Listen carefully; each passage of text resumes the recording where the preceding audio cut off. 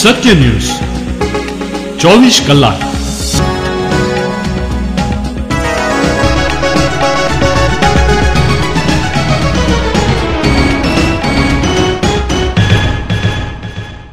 નમસ્કાર દર્શક મિત્રો, સત્ય ન્યૂઝમાં હું નેહા પટેલ આપનું હાર્દિક સ્વાગત કરું છું। સમાચારોની શરૂઆત મુખ્ય સમાચારથી।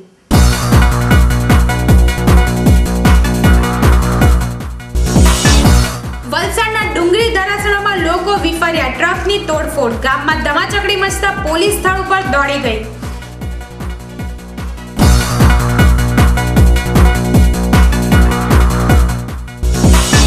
પ્રાંત અધિકારીએ અડધે રસ્તે લીઝ કેન્સલ કરવાનો લીધેલ નિર્ણય।